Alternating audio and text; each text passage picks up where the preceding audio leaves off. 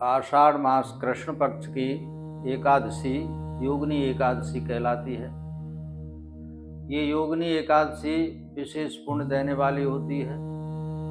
व्यक्ति के कितने भी पाप हो गए हों, उन सभी पापों का नाश करने वाली योगिनी एकादशी कहलाती है। ये योगिनी एकादशी इस वर्ष इस आषाढ़ मास में 10 और 11 तारीख में पड़ रही है। कौन सी तारीख की एकादशी माननी है, तो इसमें बड़ी साफ सी बात यह है, आप सब समझदार हैं कि जो लोग गृहस्थ हैं अथवा गृहस्थी धर्म का पालन कर रहे हैं अथवा गृहस्थी में अपने बच्चों के साथ रह रहे हैं और अपने देख रेख में सारे कार्य देख रहे हैं, बच्चे जो भी कर रहे हैं उनके बारे में भी आप पूछते हैं या उनमें सलाह देते हैं, अर्थात गृहस्थी के कार्यों से अगर आप जुड़े हुए हैं, भले ही आपकी उम्र 60 वर्ष की हो गई हो, लेकिन गृहस्थी में आज भी आपका हस्तक्षेप है। आपके नाती हैं, पंथी हैं, सब कुछ है, लेकिन आप गृहस्थी से जुड़े हुए हैं, किसी विरक्त स्थान पर नहीं है, किसी संत संन्यास आश्रम में नहीं है। तो ये स्मार्त एकादशी होती है जो गृहस्थों के लिए होती है। वो एकादशी 10 जुलाई को है। ये 10 जुलाई को एकादशी पड़ रही है, गृहस्थों के लिए है। फिर से आप समझ लें, जो लोग गृहस्थ हैं अथवा गृहस्थी में रह रहे हैं अथवा गृहस्थी धर्म का पालन कर रहे हैं, उन लोगों के लिए ये एकादशी 10 जुलाई को है और ये शुक्रवार पड़ेगा। इस शुक्रवार को ये एकादशी 8:17 से प्रारंभ होगी। 8:17 से ये एकादशी योगिनी एकादशी प्रारंभ हो जाएगी और ये 10 जुलाई को ही व्रत रखा जाएगा। अगले दिन इस व्रत का पारायण होगा। 11 जुलाई को आप पारायण इसका जो है अभिजित मुहूर्त में भी कर सकते हैं, 12 बजे के बाद भी कर सकते हैं और 1 बजे या 1:15 बजे के बाद भी कर सकते हैं। यही इसका इतना समय है। पारायण का विशेष महत्व होता है कि पारायण कभी त्रयोदशी में नहीं किया जा सकता, द्वादशी में ही होता है। ये विशेष नियम गृहस्थों के लिए हैं। जो लोग गृहस्थ हैं उनको व्रत अपना इस प्रकार से रखना है कि उनको पारायण द्वादशी में ही करना होगा। अतः वो 11 जुलाई को अपने व्रत का पारायण करें और व्रत को संपन्न करें। अगर व्रत का पारायण द्वादशी में नहीं कर पाते हैं तो त्रयोदशी में व्रत का पारायण करने से पाप लगता है और उस व्रत का पूरा पुण्य समाप्त हो जाता है। इसलिए गृहस्थों को तो हर चीज को संभाल के चलने की जरूरत होती है। गृहस्थों को धन का भी सदुपयोग ही करना होता है, गृहस्थों को धर्म का पालन करना होता है, गृहस्थ को संन्यास समाज में रह करके अपनी प्रतिष्ठा का भी ध्यान रखना पड़ता है। तो सारे नियम जितने भी होते हैं जो गृहस्थी में रहते हैं उनके लिए ही हैं। अब मान लीजिए कोई विरक्त है या वैष्णव है, तो वैष्णवों के लिए ये गृहस्थ वाले नियम लागू नहीं हो पाते। वैष्णव हैं, संत हैं, सन्यासी हो गए हैं अथवा उन्होंने सन्यास की दीक्षा ले ली है अथवा किसी आश्रम में रहते हैं, अपने परिवार से अपनी गृहस्थी से उनका कोई लेना देना भी नहीं है, यहाँ तक उनका उस परिवार में कोई हस्तक्षेप भी नहीं है अथवा वो न किसी से कुछ लेते हैं न किसी को देते हैं और अपने भगवत भजन में ही मस्त रहते हैं। तो ऐसे विरक्त लोग अथवा ऐसे वैष्णव लोग, उनके लिए ये वो योगिनी एकादशी का मान जो है 11 तारीख में होगा, अर्थात 11 जुलाई को। तो वो 11 जुलाई का व्रत कर सकते हैं। क्यों कि उनके लिए विशेष नियम ऐसे कठिन नहीं होते। जितना भी वो नियम कर लेते हैं वही होता है। जैसे अब आप वैष्णव हैं, गृहस्थी में रह रहे हैं, वैष्णव तिलक लगा रहे हैं अथवा वैष्णव पूजा कर रहे हैं अथवा जो वैष्णव हैं वैष्णवों के आप संपर्क में हैं अथवा आप गृहस्थ हैं लेकिन आपके गुरु वैष्णव हैं, तो क्या आप वैष्णव की परंपरा के अनुसार ही चलेंगे? तो वैष्णवों के 10 लक्षण बताए गए हैं। हस्तदंडम तप्त चक्रम तुलसी गोपी मृत्तिका राम कृष्ण आदि मंत्रम च शिखा सूत्रम कमंडलोह धौत वस्त्रम गुरुर्वाक्यम 10 लक्षण वैष्णवा। वैष्णवों के 10 लक्षण होते हैं जिनको आप अगर सुनेंगे और समझेंगे तो आप अपने आप को भी जान सकते हैं कि हम वैष्णव में हैं अभी कि नहीं है।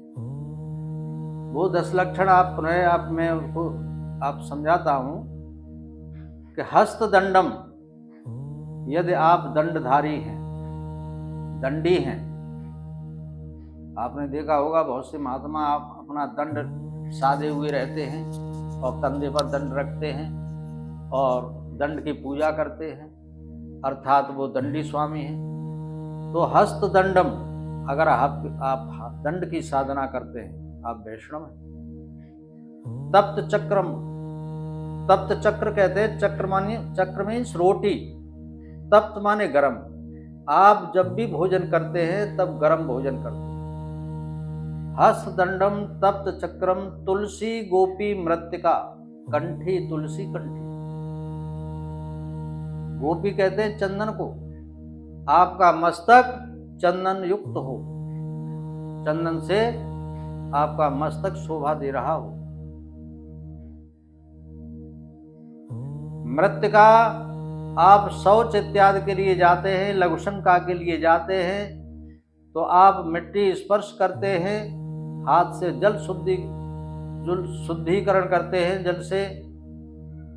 और राम और कृष्ण, आप भगवान राम के भक्त हैं अथवा कृष्ण के भक्त हैं। राम कृष्ण आदि मंत्रम च, जो आपके गुरु जी के द्वारा चाहे नारायण भगवान का मंत्र दिया हो, चाहे भगवान राम का मंत्र दिया हो, चाहे भगवान कृष्ण का मंत्र दिया हो, आपके पास वो गुरु मंत्र हो। राम कृष्ण आदि मंत्रम च शिखा सूत्रम कमंडलो। शिखा कहते हैं चोटी को, आपके सर पर चोटी हो। सूत्र कहते हैं यज्ञोपवीत को, जनेऊ को। आप जनेऊ धारण करने वाले हैं। आप वैष्णव हैं और जनेऊ धारण नहीं करते हैं तो काहे के वैष्णव हैं? आप वैष्णवों का नियम पालन नहीं कर पा रहे हैं तो इसका मतलब आप वैष्णव नहीं हो पा रहे हैं। आप वैष्णव हैं तो वैष्णव बनने की कोशिश करिए, प्रयास करिए और वैष्णव बनिए। शिखा सूत्रम कमंडलो, अपना जलपात्र अपने पास होना ही चाहिए।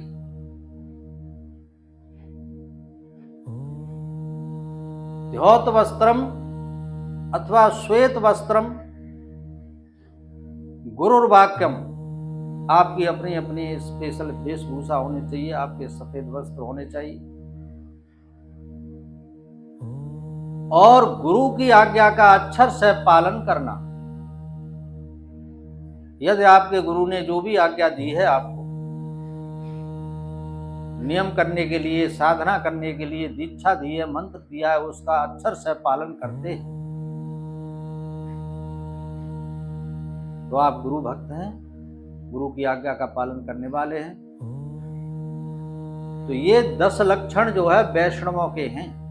अब आप स्वयं विचार कर लें कि आपके अंदर वो 10 लक्षण में से कितने लक्षण मौजूद हैं। अगर नहीं है तो आप पूरे 10 लक्षण पैदा करिए, कोशिश करिए, तो आप वैष्णव हैं। और यदि आप वैष्णव हैं तो आपको ये एकादशी का व्रत 11 जुलाई को ही करना होगा। क्यों? फिर आपके लिए त्रयोदशी में पारायण करना और ये सब इतना लागू नहीं होता। गृहस्थ के लिए लागू होता है। गृहस्थ के नियम अलग होते हैं, विरक्त के नियम अलग होते हैं, वैष्णव के नियम अलग होते हैं। तो इस तरह से जो वैष्णव लोग हैं, इतने से काम नहीं चलेगा कि आप गृहस्थ हैं और आपने किसी सन्यासी से दीक्षा ली है। आपके गुरु वैष्णव हैं तो जो गुरुजी वैष्णव होते हुए जो कार्य कर रहे हैं, जो नियम कर रहे हैं, उन्हीं नियम को आप साध पाएं, ऐसा नहीं हो पाता है। आप भी वैष्णव बन जाइए गुरुजी की तरह से ही। आप यदि नियम साधना करते हैं तो आप वैष्णव हैं, आप गुरु के अनुसार चल सकते हैं और गुरु के बताए हुए नियमों का पालन करें। यदि आप गृहस्थी में रहते हैं और गृहस्थी के ही धर्म का पालन कर रहे हैं और आपके गुरुजी वैष्णव हैं तो आप एकादशी के व्रत के विषय में गुरु की बराबरी नहीं कर पाते। आप गृहस्थी में हैं तो गृहस्थी के हिसाब से 10 जुलाई की एकादशी है, आपको द्वादशी में ही पारायण करना है।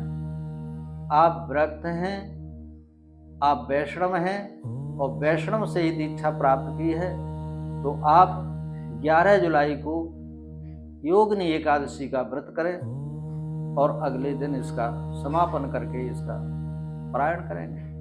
तो इस तरह से ये एकादशी पुनः फिर समझ लीजिए कि सभी गृहस्थों के लिए ये एकादशी 10 जुलाई दिन शुक्रवार की है। 10 जुलाई दिन शुक्रवार 2026 ये आषाढ़ कृष्ण पक्ष की योगिनी एकादशी है। आप गृहस्थ हैं, आपकी आयु भले ही 80 वर्ष हो गई है, 70 वर्ष है, 60 वर्ष से ऊपर है, लेकिन आप गृहस्थी का पालन कर रहे हैं, गृहस्थी का संचालन कर रहे हैं और गृहस्थी के कार्य कर रहे हैं तो आपको ये एकादशी 10 जुलाई 2026 दिन शुक्रवार को ही इसका व्रत करके अगले दिन इसका पारायण 12 बजे के बाद कभी भी आप कर सकते हैं।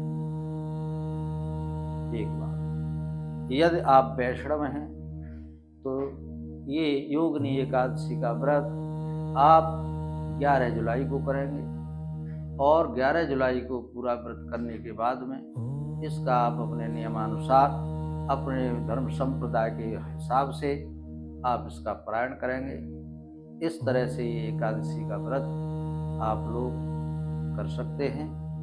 जय श्री कृष्णा, जय श्री राधे, राधे राधे श्याम।